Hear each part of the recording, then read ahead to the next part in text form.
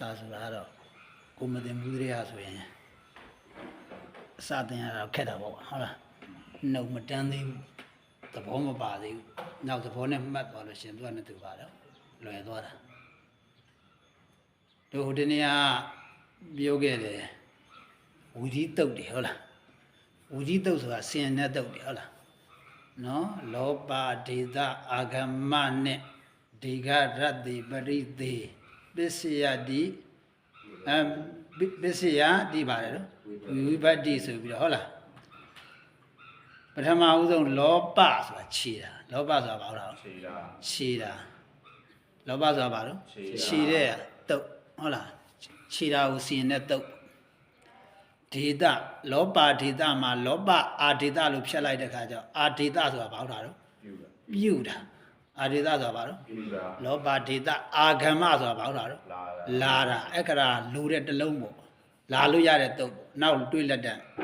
ယာဝမာရဏတာရလာသကမတို့လေဟုတ်လားလာတာလောဘဒေသအာဂမပြီးတော့ကြပါလေဒီဃရတ္တဒီဃဆိုတာကဒီဃပြုတာပဲဟုတ်လားဒီဃပြုတဲ့ဟာဟုတ်လားသူကအပြုလို့ပြောတာတော့မဟုတ်ဘူးပေါ့ဒီဃပြုတာရတ္တတရာရှိတယ်ဆိုရင်အတန်တူတဲ့တရာရှိတယ်ဆိုရင်အတန်ရှည်ပြုလိုက်တာဟုတ်လားထားပါတော့ဘယ်လိုပုံစံမျိုးလဲဆိုလို့ရှိရင်အာကိုအာဒီဃပဲပြုလို့ရတာနော်ဥကိုဥဒီဃပဲပြုလို့ရတာဟုတ်လားပြီးကြတော့ဤကိုဤဒီဃပဲပြုလို့ရရတ္တရတ္တကြတော့ဒီဃရှိတဲ့ဟာကိုဓာတ္တပြုတာအာကိုအာရတ္တပြုတာဤကိုဤရတ္တပြုတာဥကိုကြတော့ဥရတ္တပြုမှာအပြန်လန်သိနော်ပฏิသေရတားမြစ်တာဒါလေးတော့ဒီလိုမလုံးနဲ့ဆိုပြီးတော့ဘာလို့တားမြစ်တာဒီတန်ဒီပိုင်းထဲမှာ ਨੇ အဲ့ဒါတွေးမှာဟုတ်လားအဲ့တော့ဝီရိတုတ်ဘယ်နှမျိုးရှိတာတော့10မျိုးမှာတန်ဒီပိုင်းထဲမှာတွေးမှာဒီ9 3ခု6ခုဟုတ်လားတွေးမှာနော်ပစ္စည်းနဲ့ပစ္စည်းစီရင်တဲ့ဟာနဲ့ဝိပတ်စီရင်တဲ့ဟာနောက်ပိုင်းနေကြမှာနံတို့ဘာလို့ကြမှာဘာလို့မှာနော်တွေးမှာဟုတ်လားပစ္စည်းဆိုရင်ဝေးပါသေးတယ်ပစ္စည်းဆိုရင်ဒါဥစဉ်တို့ဆိုရင်ဒါအချက်ကြမှာပဲဘာလို့မှာတွေးမှာဟုတ်လားဝိပတ်ကတော့နောက်နံပိုင်းရောက်လို့ရင်တွေးမှာဝိပတ်စီရင်တာအဲ့တော့ရှေ့ဒီတန်ဒီပိုင်းမှာတွေးနိုင်တာတွေဘာတွေးနိုင်လဲဆိုရင်လောဘတွေးမယ်ခြေတာပြေးကြပါလေနော်အာဒေသဘာလို့တာတော့ပြုတာတွေးမယ်ပြေးကြတော့အာဂမပါတယ်တော့လာတာတွေးမယ်ပြေးကြတော့ဒီကနော်ရတ္တကိုဒီကပြုတာဟုတ်လားပြေးကြတော့ရတ္တပြေးကြပါလေရတ္တကြတော့ဒီကကိုရတ္တပြုတာပฏิသေရဆိုတာတားမြစ်တာဒါလေးတော့ဒီလိုမလုံးနဲ့ဆိုပြီးတော့ဟောတာတော့တားမြစ်တာနောင်နှမ်းစကြတွေ့မယ်ဒီအဲ့မှာဟုတ်လားအဲ့တော့အစီရင်6မျိုးပေါ့ဒီတန်ဒီပိုင်းမှာဆိုအစီရင်6မျိုးတွေ့နိုင်တယ်အဲ့တော့တပြည့်တော့ပထမပိုင်းမှာတော့တင်ညာသုတ်တည်တယ်ညားတာဟုတ်လားတင်ညာသုတ်တည်တယ်နာမီမြဲတဲ့သုတ်တည်တယ်ပထမပိုင်းမှာနော်ဒါပေမဲ့လို့နောက်နှမ်းမှာပရိပါဒသုတ်တွေပါတယ်ဟုတ်လားတဏှာ၌စူလိုက်အောင်ဖြင့်လုံးစုံနှံ့စေစူအပ်ပြီးခေါ်လေပရိပါတယ်ခွင်းကတ်ဟုတ်လားရုပ်တဲ့တိုင်းပါမှာမယ်လေရုပ်တဲ့တိုင်းပါတော့ပါမှာမယ်လေပုဗ္ဗမရောိတမတ္တရံတရေနဝိယောစီသုတ်ဟာခွင်းတဲ့သုတ်နေပရံရုပ်တွေသုတ်ဟာအေးကတ်တဲ့သုတ်ခွင်းတယ်ဆိုတာကိုခွင်းမဲ့ပြီးဟာဘယ်တရာကိုမှီထားတာလဲလို့သိရမှာနော်ကိုခွင်းမဲ့ပြီးဟာဘယ်တရာကိုပါတော့မှီထားတာလဲဥပမာတပြည့်တော့ဟိုဒီနေ့ကယတ္တတာကိုခွင်းလိုက်တဲ့အခါကျတော့တာဘသူ့ကိုမှီထားတာတော့အာကိုမှီထားတဲ့အတွက်အာတရမှာပါတော့တာပြီးကိုခွင်း၍ရှေးဥသောအောက်၌အစင်မပြတ်တာဆိုပြီးတော့ဒီလိုလုပ်ခဲ့တာမို့လားအဲ့လိုလုပ်ပြီးတဲ့အခါကျရုပ်ပြီးကနီးကြတော့တရာကင်းတဲ့ပြီးရှိတယ်နောက်မှာတရာရှိတယ်အဲ့တော့တရမပါတဲ့ဘီကိုနောက်တရကိုပါတော့ကတ်တာအဲ့ဒါဘယ်သုတ်တုံးဆိုရင်နေပရံယုတ်တိဘယ်သုတ်တဲ့တော့နေပရံယုတ်တိအဲ့လိုပြီးတဲ့ခါကျတော့တပည့်တော်တို့ဒီကနေ့ပြန်ပြီးတော့တွက်ကြည့်အောင်ဘာကိုတွက်မလဲဆိုရင်နော်ဒုတိယပိုင်းကအစီရင်တဲ့သုတ်တွေဒုတိယပိုင်းကအစီရင်တဲ့သုတ်တွေဆိုတော့တရာတရီလောဘလေးသုတ်လေးဆိုကြမ်းမှသုတ်နဲ့ကလေးရာရေလောကတရိနောတရာကြောင့်တရာရှိတရာတို့ဒီဘဝဒီရောက်ခြင်းတို့ပကွန်ဒီရောက်ကုန်ဤယတိန်တေနေယာနိသာတိတိတခေါက်လား တရာတေလောဘံတရေနောတရာကြောင့်တရာရှိတရာတို့ဒီလောဘံဒီကြောင့်ရှင်လောဘပွန်ဒီရောက်ကုန်ဤယတ္တိန္ဒိယမိစာတိတိဒီလိုအဲ့မှာတစ်ခုရင်းစဉ်းစားကြည့်မယ်နော်တရေနောက်တရာကြောင့်အကြောင်းပြချက်ကလေးပဲကြောင့်လို့ပြင်ရင်အကြောင်းပြချက်ကလေးဟုတ်လားဟိုဦးဇင်းတို့အတန်းကျောင်းမှာစာမိုးဝဲဖြေခဲ့ရတာဘယ်အတွက်ကြောင့်ဒီလိုလေးမေးတာတွေအမေးပု္ပ္ပစာလေးရှိရမို့လားဘယ်အတွက်ကြောင့်ဘာလို့ခေါ်တာလဲဘာကြောင့်ဘာလို့ခေါ်တာလဲဆိုတာနော်ဘာကြောင့်ထားပါတော့အရာဝတ္ထုတစ်ခုဘာကြောင့်၄ခုလို့ခေါ်တာလဲဘာကြောင့်၅ခုလို့ခေါ်တာလဲအစရှိသည်ပေါ့လေဒီလိုလေးပေါ့အကြောင်းပြချက်ကလေးကိုမေးတာမို့လားဒီမှာလည်းအကြောင်းပြချက်ပဲတရကြောင့်တရဒီလိုဘယ်နှလုံးရှိရ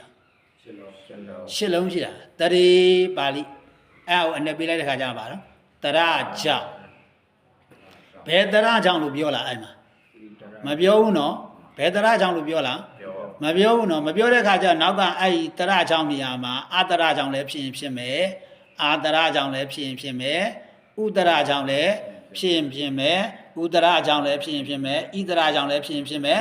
ဣတရကြောင့်လည်းဖြစ်မယ်ဧတရကြောင့်လည်းဖြစ်မယ်ဩတရကြောင့်လည်းပါတော့ဖြစ်ရင်ဖြစ်မယ်တရဘယ်နှလုံးရှစ်လုံးရှိတာအဲ့ရှစ်လုံးနဲ့တစ်လုံးလုံးဖြစ်ရမယ်ဟုတ်လား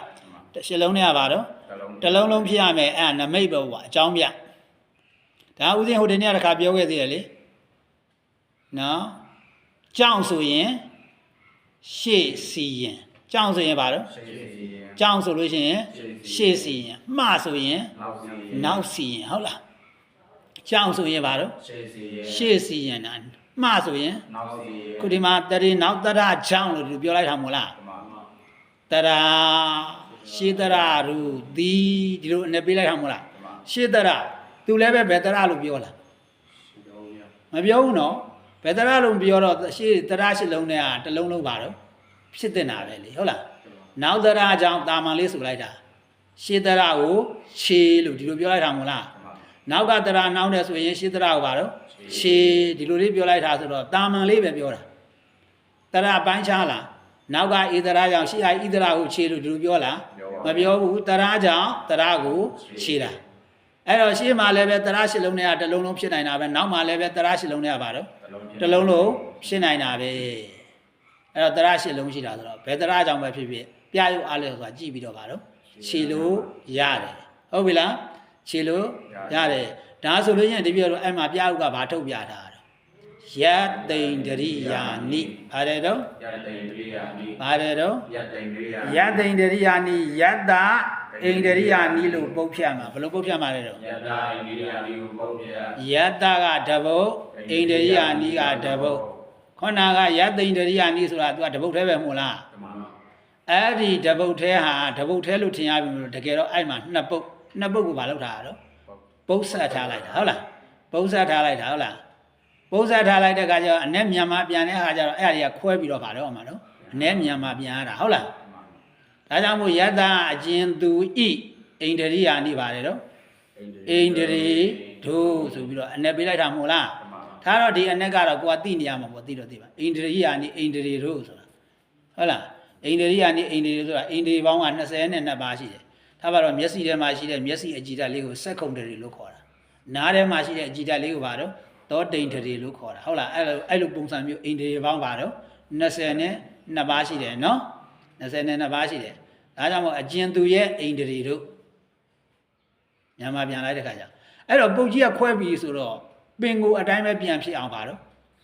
လောက်ရမှာဆိုတော့အဲ့ဒါရုပ်တွက်တယ်လို့ခေါ်တယ်ဘာလို့ခေါ်တာရုပ်တွက်တယ်လို့ခေါ်တယ်ကြားလားရုပ်တွက်တယ်ဆိုတာကဒီတုတ်ရဲ့စီကံအတိုင်းပဲတွက်ရတာလေဒီတုတ်မှာပြထားတယ်ပြအောင်ဆိုတော့ဟုတ်လားဒီတော့ရဲ့စီကံကနောက်တရကြောင့်ရှိတရကိုပါတော့ခြိတာအဲ့ဒီစကလုံးတွေကပါဘူးပါမှာနော်ဒါကြောင့်ယတ္တဣန္ဒရိယာနိဟုတ်လားရှေ့ဘုတ်ကယတ္တနောက်ဘုတ်ကဣန္ဒရိယာနိနောက်ဘုတ်မှာရှေ့မှာဘာတရရှိတယ်ဣတရရှိတယ်ဘာရှိတော့နောက်ဘုတ်မှာရှေ့ဆုံးကဘာတရရှိတော့ဣတရရှိတယ်ရှေ့ဘုတ်မှာနောက်မှာဘာတရရှိမလို့ဆိုရင်အာတရရှိမယ်ဘာတရရှိမလဲအာတရရှိမယ်ဒါပေမဲ့လို့တဆိုတော့တကဘသူ့ကိုမှီထားတော့အာကိုမှီထားတာနော်ဘာကိုမှီထားတော့အာကိုမှီထားတာ